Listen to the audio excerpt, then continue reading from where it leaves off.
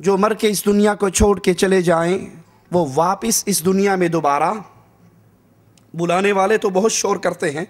سنا ہے ہر عاشق کے گھر تشریف لاتے ہو، ہمارے گھر میں بھی ہو جائے چراغاں یا رسول اللہ صلی اللہ علیہ وسلم، لیکن قرآن حکیم ہمیں کیا تعلیم دیتا ہے؟ غور کیجئے، وَحَرَامٌ عَلَىٰ قَرْيَةٍ أَهْلَكْنَاهَا أَنَّهُمْ لَا يَرْجِعُونَ، جس بستی کو ہم نے ہلاک کر دیا، یعنی جن پر موت آ گئی، اس پر لازم ہے کہ وہاں کے لوگ پلٹ کر نہیں آئیں گے، جو یہاں سے چلے گئے وہ واپس،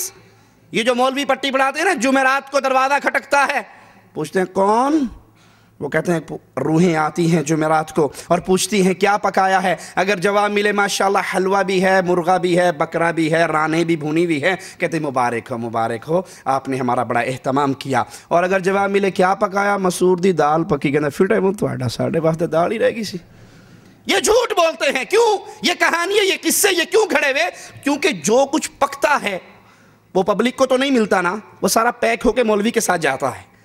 اسی لیے وہ کہتا ہے کہ دال مسور والی پر روحیں لعنت کرتی ہیں اور بکرے مرغے حلوے چھترے والوں پر دعائیں دے کر جاتی ہیں، لیکن قرآن کیا کہتا ہے؟ جس کو موت آ گئی، جس نے موت کے بعد اس جہان کو چھوڑا، وہ واپس اس جہان میں نہیں آیا کرتی۔ أَلَمْ يَرَوْا كَمْ أَهْلَكْنَا قَبْلَهُمْ مِنَ الْقُرُونِ أَنَّهُمْ إِلَيْهِمْ لَا يَرْجِعُونَ، کیا انہوں نے نہیں دیکھا کہ ان سے پہلے بہت سی قوموں کو ہم نے غارت کیا، وہ ان کی طرف لوٹ کر نہیں آئیں گے، جو فوت ہو کے اس جہان سے چلے گئے وہ اللہ کی جنت میں مہمان ہیں یا عذاب والے معاملے میں ہے، دونوں صورتوں میں ان کے لیے واپس دنیا پر واپسی نہیں ہے، حتیٰ کہ شہید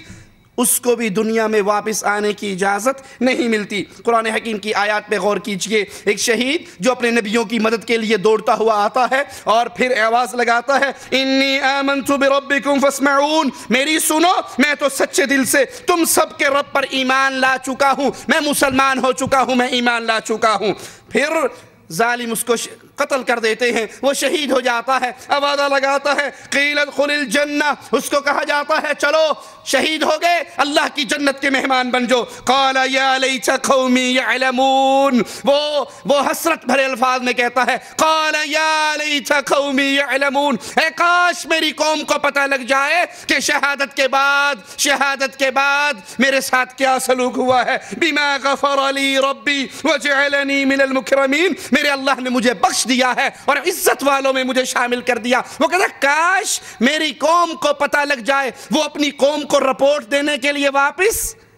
نہیں آ سکا، اس کو واپس نہیں آنے دیا گیا، وہیں سے کہتا ہے یا لیت قومی یعلمون، اے کاش میری قوم کو پتہ لگ جائے، وہ بھی اس توحید کی دعوت کو سینے سے لگائے اور اس دعوت کو دیتے ہوئے شہادت کا مقام پائے، لیکن اس شہید کو دنیا میں آ کر اپنی قوم کو خبر دینے کی اجازت نہیں ملی۔ صحیح مسلم میں ہے، سائل کہتا ہے ہم نے عبداللہ ابن مسعود رضی اللہ عنہ وارضاہ سے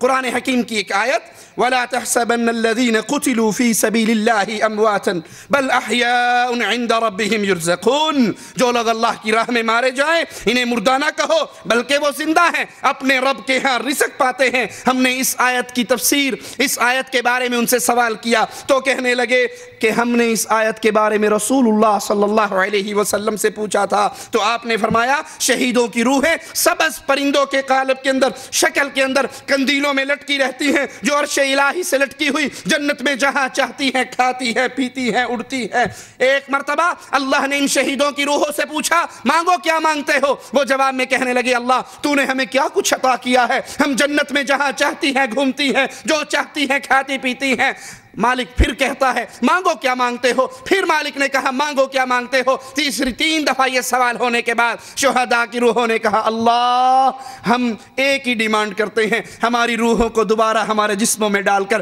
دنیا پہ بھیج، ہم تیرے راستے میں جہاد کرتے ہوئے شہادت کا مزہ دوبارہ لینا چاہتے ہیں۔ تو مالک نے جب دیکھا کہ ان کی کوئی خواہش نہیں تو پھر ان کو چھوڑ دیا گیا، واپس آنے کی اجازت ان شہداء کو بھی نہیں ملی۔ ترمذی میں ہے سیدنا جابر کے والد کے بارے میں رسول اللہ صلی اللہ علیہ وسلم نے پوچھا، رسول اللہ صلی اللہ علیہ وسلم نے فرمایا کہ ان سے اللہ تعالیٰ نے سوال کیا کہ جو تمہاری ڈیمانڈ ہے مانگو، جو تم طلب کرنا چاہتے ہو کرو. تو کہنے لے اے اللہ میری طلب، میری ڈیمانڈ، میری خواہش یہ ہے کہ مجھے پھر زندہ کر، مجھے پھر دنیا میں بھیج، مجھے پھر زندہ کر. میں تیرے رستے میں دوسری بار قتل ہونا چاہتا ہوں، دوسری بار میں تیرے رستے میں اس دنیا سے جانا چاہتا ہوں، مجھے پھر دنیا کے اندر واپس لوٹا، میری روح کو واپس لوٹا. تو مالک نے فرمایا قد سبق منی انہم لا یرجعون، یہ تو میرا فیصلہ ہے، یہ قول سبقت لے گیا ہے کہ وہ دوبارہ دنیا میں نہیں آئیں گے. شہداء اللہ سے ڈیمانڈ کر رہے ہیں، شہداء اللہ سے سوال کر رہے ہیں ہمیں دنیا پہ بھیج، ہم دنیا پہ جا کے دوبارہ شہید ہونا چاہتے. تو مالک نے فرمایا یہ تو میرا فیصلہ ہے، جو یہاں پر آ جائے وہ واپس نہیں جایا کرتا. ابو داؤد میں ہے جب مومن بندے کو سوال و جواب کے بعد اسے جہنم کا گھر دکھایا جاتا ہے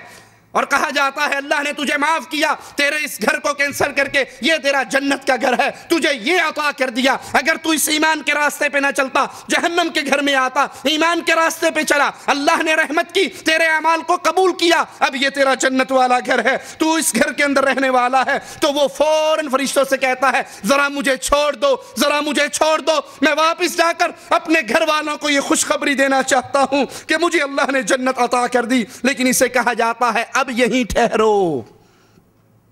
اب یہیں ٹھہرو، دنیا کی واپسی کے سلسلے بند ہیں، ختم ہو چکے ہیں، تمہارا اگلا جہان آغاز ہو چکا ہے، اب یہیں ٹھہرو، واپسی نہیں ہے. مگر افسوس قرآن و حدیث کے اتنے واضح دلائل کے باوجود آج علماء دیوبند اور علماء بریلی ان عقائد، ان دلائل کے خلاف یہ عقیدہ رکھتے ہیں کہ اولیاء مرنے کے بعد جب چاہیں جہاں چاہیں آتے جاتے ہیں، نبی بھی آتے جاتے ہیں، اولیاء بھی آتے جاتے ہیں، پیر و فقیر بھی آتے جاتے ہیں. یہ ہمارے ہاتھ کے اندر اشرف علی تھانوی صاحب کی اشرف السمانے جلد نمبر 1 ہے اور اس کے صفحہ نمبر 15 کے اوپر یہ قصہ لکھا ہوا کہ ہمارے پردادا وہ جا رہے تھے، راستے میں ڈاکوؤں نے حملہ کیا، بارات میں جا رہے تھے، حملہ کیا، حملہ ہونے کے بعد یہ مارے گئے، قتل ہو گئے. کہا شہادت کے بعد ایک عجیب واقعہ ہوا، شب کے وقت اپنے گھر مثل زندہ تشریف لے آئے اور گھر والوں کو مٹھائی لا کر دی اور فرمایا اگر تم کسی سے ظاہر نہ کرو گی تو روز آیا کریں گے، مٹھائی بھی لایا کریں گے. بیگم صاحبہ مان گئی، پھر کہنے لگی ان کو اندیشہ ہوا، لیکن ان کے گھر کے لوگوں کو یہ اندیشہ ہوا کہ گھر والے جب بچوں کو مٹھائی کھاتے دیکھیں گے تو معلوم نہیں کیا شبہ کریں، اس لیے ظاہر کر دیا کہ رات اشرف علی تھانوی کے پردادا صاحب آئے تھے، مٹھائی کا ڈبہ بھی لائے تھے، لیکن چونکہ راز لیک آؤٹ ہو گیا. تھانوی صاحب کہتے ہیں اس کے بعد ساڈا دادا مڑ کے نہیں آیا، پھر دوبارہ وہ تشریف نہیں لائے. قرآن و حدیث کے دلائل، آیات اور احادیث میں نے آپ کے سامنے رکھ دی، لیکن اس کے برخلاف جو واقعات معاشرے کے اندر، جو عقائد معاشرے کے اندر پیش کیے جا رہے ہیں. ہمارے ہاتھ میں چھوٹا سا کتابچہ مکتبہ دینیات بلال پارک باغبان پورا لاہور سے شائع ہوا، قبر کی زندگی، موت کے چند مناظر، واقعات و مشاہدات، جس کے رائٹر ہیں پروفیسر ڈاکٹر نور احمد، نشتر میڈیکل کالج ملتان. یہ ملتان ڈویژن کے تبلیغی جماعت کے امیر ہیں. اس کے صفحہ 39 پہ لکھتے ہیں طاہر شاہ صاحب کا مر کر زندہ ہونا. ماشاءاللہ، مر کر پھر زندہ ہونا. شاہ صاحب چند سال پہلے بیمار ہوئے، ہسپتال میں آئے، ان کی حالت بگڑ گئی تو ان کے والدین کی روحیں کمرے میں آئی، کہنے لگی اگلے جہان کا وقت ہے، ہم انتظار کر رہے ہیں، چلو. وہ آئے، شاہ صاحب کو لے کے اللہ کے پاس پیش ہونا ہے، چلیں. ظاہر شاہ صاحب کی روح کو آسمانوں پر لے گئے. جب آسمانوں پر ظاہر شاہ صاحب کی روح پہنچی تو وہاں مولانا یوسف اور احمد علی لاہوری سے ملاقات ہوئی. یہ دونوں حضرات پریشان ہو گئے کہ دعوت کا کام کرنے والا، تبلیغی جماعت کو چلانے والا تو یہ اکیلا آدمی تھا، دعوت کا کام کرنے والا اکیلا طاہر شاہ تھا، اس کو بھی اللہ میاں نے بلوا لیا. پھر یہ بات انہوں نے مولانا الیاس سے کی، انہوں نے جا کر حضور کو شکایت کی، اللہ کی شکایت رسول اللہ کو کی اور ظاہر شاہ کو واپس دنیا میں جانے کو کہا. اسی دوران میں شاہ صاحب کا ہسپتال میں وفات ہو چکی تھی، ان کی میت کو گھر لایا جا رہا تھا کہ شاہ صاحب اٹھ بیٹھے اور خود چل کر گھر پہنچ گئے.